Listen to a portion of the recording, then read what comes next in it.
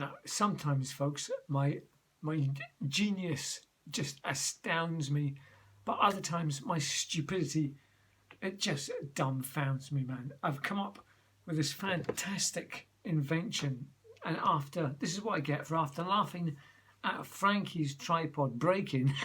Guess what's happened, folks? Mine has broken as well. So I now have a bipod here. But see what I was doing, folks? As you can see, what I've done here is taken the actual tripod here. I was thinking of trying to get something to hold the microphone onto this contraption here. As you can see, I've ingeniously put the fisheye lens here as well, so I can just take it off and quickly attach it onto the phone when I need it. So there it is. So what I've done is I've taken this tripod and inverted it and screwed it into one of the holes here. And what I was doing was I was playing about with the legs, and one of the legs actually snapped off. So all I need now, folks, is an elastic band just to wrap it onto here, and there we have the microphone ready to go when required, folks. So this is it really is becoming an all-in-one device. We have the handle here. I've explained this all to you before, folks, but this is just my ingenious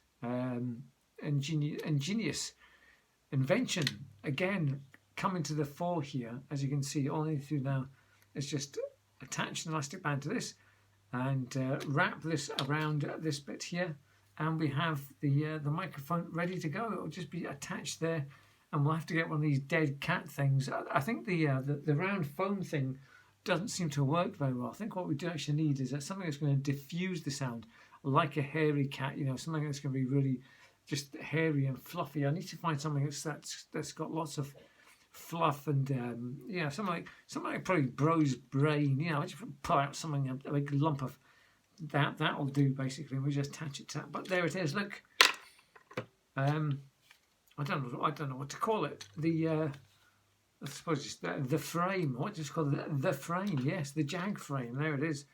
Ready to go. I don't know what this leg here. This could be. I could attach something else to this. I could attach a torch or something. I've got a mini torch. Actually, I've got a light right here, folks. Look, I could take this off here and attach it to there, and we have instant light into the face as well as look. See, so we can have light and sound and vision. As well, that make a great title for a song, Sound and Vision. And I'm in my room's electric blue. Yeah, so that'll be an excellent tune. That's the colour of my... Yeah, great tune, right? I've got it, there it is. So we have sound and vision and light and all sorts of stuff happening here, folks. So there it is. Once it's finished... Oh, the light's gone off for some reason. But there it is, back on again. However, if that goes off, we have a spare one up here, if required. There we go. Yeah, we can actually attach that one. That looks like a better one. So there we go, folks. I thank you. There it is, folks. I give you the frame. We just call it the frame. There it is. The phone goes in there. Doink. Microphone, lights, action. We're ready to go. And in fact, folks, I do have a clapperboard as well. And Jag lives, scene 1, act 1, action. Oh, God, that was right in the lug. Crikey. Yeah, so we have this as well, which I never use. It just sits up there. Right. So there we go. Things locked down, folks. We're still locked down. We're still bored. And anyway. You know, I've started to do puzzles, obviously. I've started to do that. I've started to read my little commando libraries. The 4 scars. Dun, dun, dun. What does it say about it? 4 scars. For every scar on his hand, a Jap would die. It says Doris on it. So Doris... this is Commando Library number 185, the 4 scars. For every scar on his hand, a Jap would die. My goodness me. What else we got? Trouble Spot. Hang on, here's another one. Trouble Spot. There we go. So what does this one say? Suddenly they realised they were in a trap. Dun, dun, dun. That one cost, what was that, a shilling? And that is number 327. Under the Wire. Under the Wire, man. This one is number 160. Again, it's a shilling. And this one, the Nazis were on the move. Oh my goodness me, the Nazis were on the move. Ach, Don Himmel. Ah, Gott in Himmel. A potato masher. How did that get in there? Throw it away. Hans. Oh, crikey. So, yeah, we've got these to go. Oh, we've got Rebel Squadron. Oh, this one was 6p. Rebel Squadron. Rebel. You've torn your dress. About aeroplanes, that one. The Spitfire. Now, everybody thinks the Spitfire was the plane that won the Battle of Britain. Well, it wasn't.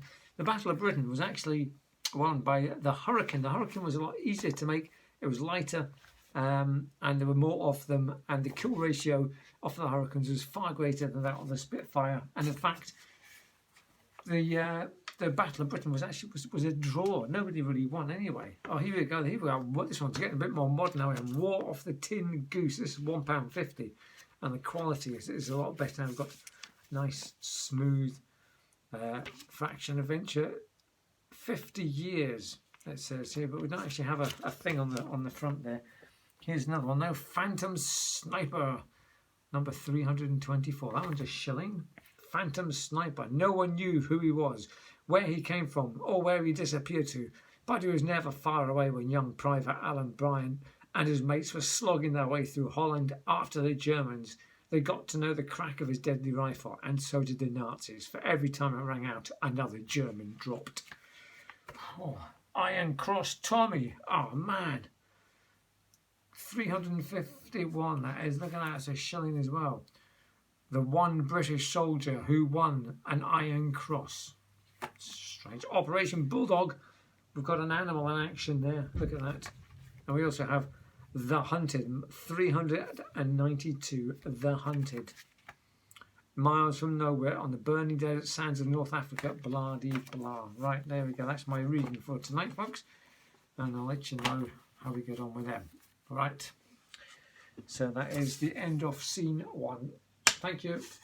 Now, actually, there was much panic in the Jag Lives household, folks, as I got a jury citation. Oh, my goodness me. I thought, oh, no, what? And it was for Wednesday. What to do? I had to go online and say, yes, I've received it. And, oh, goodness me. I thought, oh, no, I've got to go and do jury duty about it. I bet it'll be a really long and drawn out one, and it'll just be a nightmare. However, folks, I got a letter the other day saying I don't need to turn up because of the coronavirus situation. You're originally cited to attend as a juror. Due to recent unforeseen circumstances, please note, Dundee Sheriff Court is not currently undertaking any jury trials. 20th May, you are now no longer required to attend for jury duty. However, your name will be re-entered into our pool of potential jurors, and you may be recited in the future. Damn it. Right, so that was a bit of excitement there, folks. Right.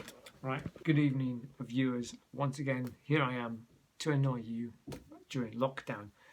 One of the many books I read when I was younger had a massive influence on me was not just this one, but many more of his books. Michael Moorcock, Stormbringer, in particular, the Elric novels. Elric and his sword Stormbringer. Now, if you watch Game of Thrones, there's an episode where that King Joffrey, the young one, Joffrey, wields his sword and he goes, every sword must have a name. What shall I call this one? And people were shouting things out. Lady Slayer, stab them. And somebody shouts out, Stormbringer. Sword should have a name. What shall I call her? Stormbringer. Da-da-da-da. So that is obviously a Michael Moorcock reference in there. I think that maybe slipped past a lot of people, but they do shout out Stormbringer, which was the sword, the stealer of souls. Every time he killed somebody, he would get the energy from them.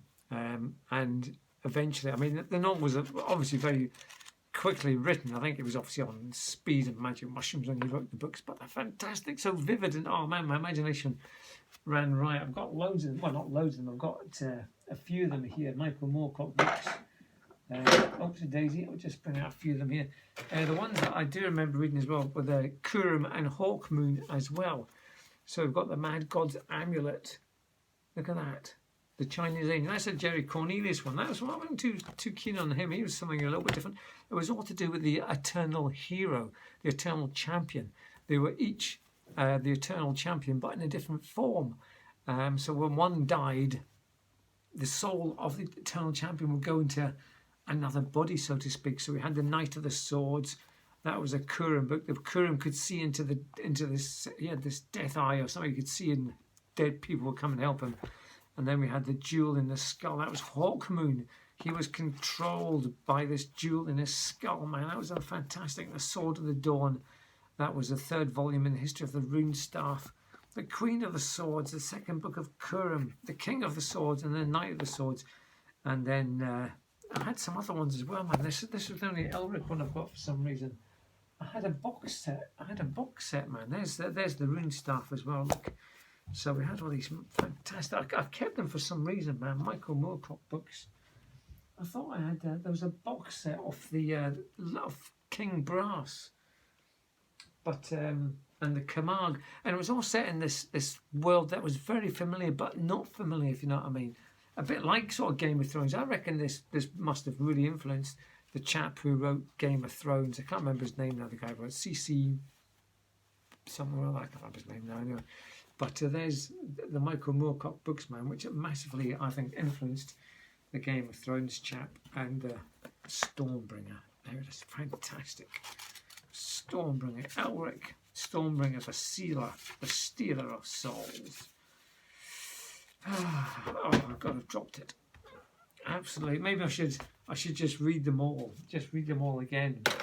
Now that when I'm dropping everything, man, we're in isolation. Right, get back in. There you go. Super stuff. Right. Whew.